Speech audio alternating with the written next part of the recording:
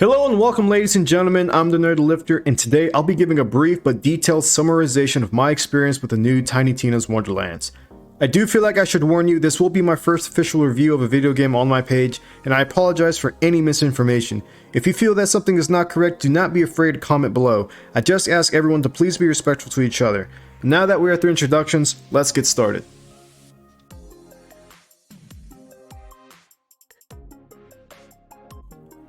For those who aren't familiar with the series, Tiny Tina's Wonderlands is the 6th installment and second spin-off title to the popular Borderlands series. It is the successor to Tiny Tina's Assault on Dragonkeep that was released back in 2013 as the 4th available DLC for Borderlands 2. Although neither story have to do with the main Borderlands titles in any way, both games do take place in a tabletop fantasy adventure game similar to Dungeons & Dragons called Bunkers and Badasses, with Tiny Tina being the Bunker Master who not only narrates the story but alters the game to her liking. You, the heroes, must overcome different enemies and bosses of fantasy such as skeletons and dragons to save the day.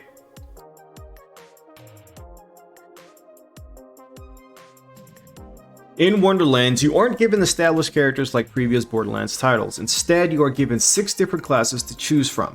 First, we have the Stabomancer, whose focus is around critical damage.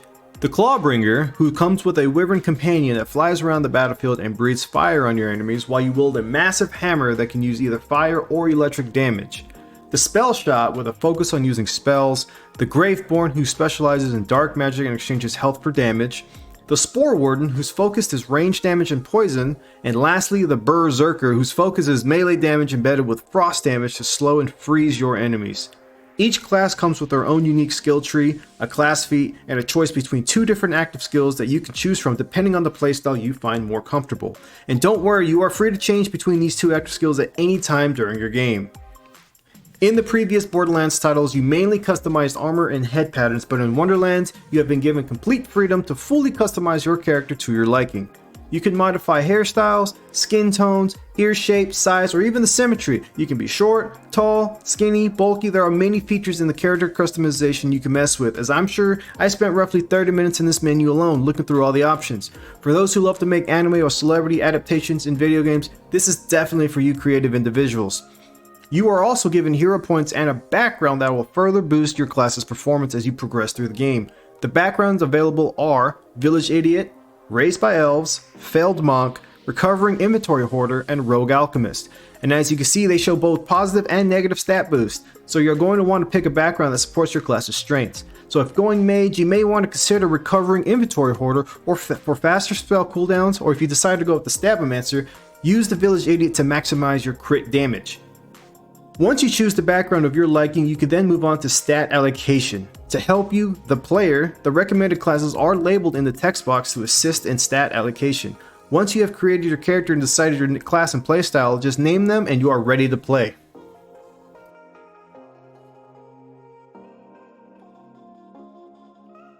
When you begin the game, you are seated at a table across from Tina, along with 2 new characters named Valentine and Fred, who are voiced by celebrities Adam Sandberg and Wanda Sykes.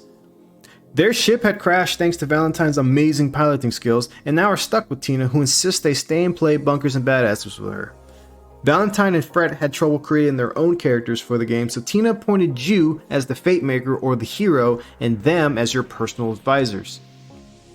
Throughout the game, you will encounter many different allies who seek your help with trivial tasks, and in return will help you progress in your adventure in defeating the evil Dragon Lord, who is voiced by celebrity Will Arnett. You will see some familiar faces from previous Borderlands titles such as Brick, who is known as the Fairy Punch Father, and the half-barbarian, half-bard Mr. Tord, and the most iconic character of them all, Butt Stallion. And you really can't help but smile when you meet them.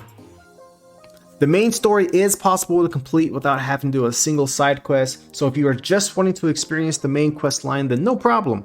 But the main storyline isn't very long. I say roughly anywhere between 8 to 12 hours as long as you play it straight through. You may come across a difficulty spike towards the end game if you play this way, but shouldn't be an issue if you can acquire some good gear. All in all, the story is quite enjoyable, and there's many good references and jokes.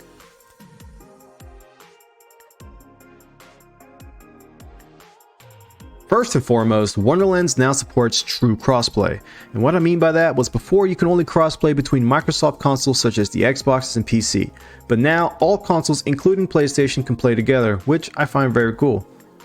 Wonderlands plays very similar to other Borderlands titles, but I'd say it's closer to Borderlands 3 both mechanically and visually.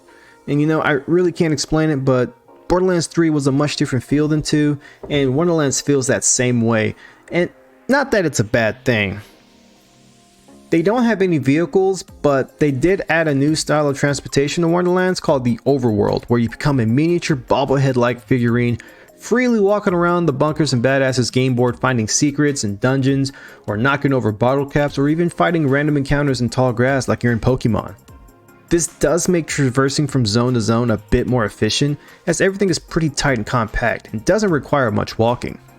You can still fast travel, but to be honest, I rarely used it.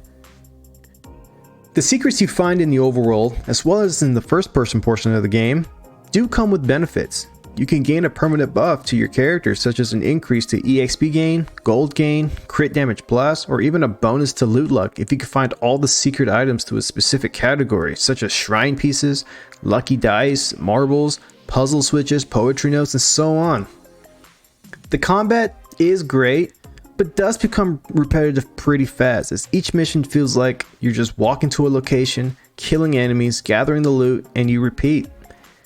The enemies are also fantasy based. You have skeletons, wyverns, trolls, goblins, mages, mermaids, and they all drop essentially the same loot. The loot system is the same as Borderlands 3, where you can use either a cooperation or competitive option. Cooperation allows players to loot their own loot, while in competitive, the loot on the ground is shared by all the players, so first come, first serve. Legendaries spawn essentially from anywhere. No more grinding a single boss for hours to find that perfect legendary. You can just play, kill, and have a chance of getting legendaries.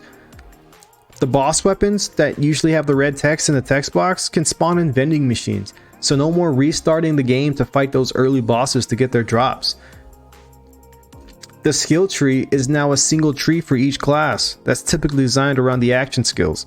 But for the first time as you progress through the main story, Wonderlands will allow you to mix and match two classes and utilize not only the skill trees, but the class feats and action skills of both classes. This creates many different combinations to test out and see what fits your playstyle, whether it's supporting your main class's weakness or finding a sync to become even stronger. You can have multiple companions fight by your side if you wanted to. But right now, with only the max level being 40, you have to choose your skills wisely, because there's not very many points to allocate.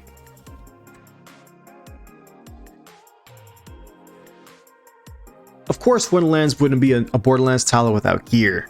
In Wonderlands, you are allowed 4 weapon slots and a brand new 5th melee slot. Yes, melee weapons have been added to Wonderlands, and although it's not very significant at the moment, they do add some interesting buffs like increased cooldowns, or health drain, or even a small damage increase when you land melee attacks. Grenades have been removed from Wonderlands, but to substitute, we have an arsenal of badass spells, so go have fun testing those out. There's also 2 new ring slots, an amulet slot, a ward slot or a shield slot, and a class mod slot. So many possible builds, it's almost impossible not to find something that works for you. The weapons in Wonderlands are fun to use for maybe the first couple of hours, but you'll quickly learn which weapons you enjoy and which weapons you are going to avoid, as most assault rifles are just crossbows that feel too slow, or shotguns that shoot a beam across the stage and doesn't give that oomph feeling when hitting enemies. Most weapons also have 2 different firing modes, ranging from 2 burst to 5 burst, full or semi-auto, sticky or impact, or maybe you just prefer an underbarrel grenade launcher or something more unique. You will come across the same type of weapons so often you will feel a sense of priority, such as only looking for legendaries, as they usually have a unique spray pattern of some sort and actually makes them good.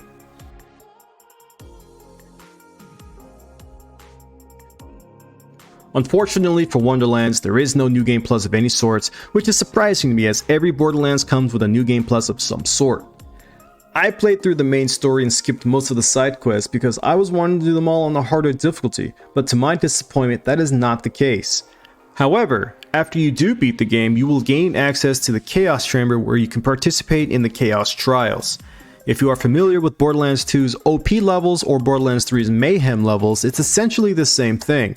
You are put through a gauntlet where you fight waves of enemies and mini-bosses, and you acquire upgrades and curses that affect your run performance.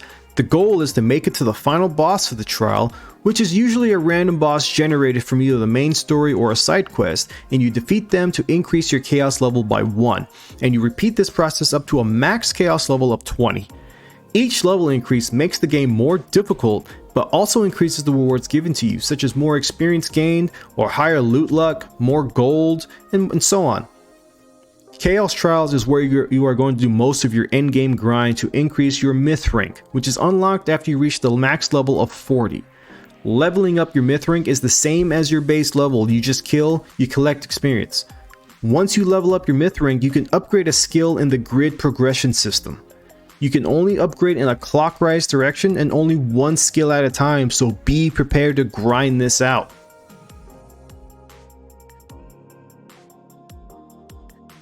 All in all, I give the game 4 out of 5 stars. I am a huge fan of the series, and although it's not better or anywhere close to Borderlands 2, it is a huge step in recovery from that mess they created named Borderlands 3. Okay, I know I may not have covered everything. The game had just released. There's so much more to uncover. I just wanted to get something out there, straight to the point, a very simple review. I hope I was able to help someone out there. Okay, but guys, I'll see y'all next time. I'm the Nerdy Lifter. You guys take care.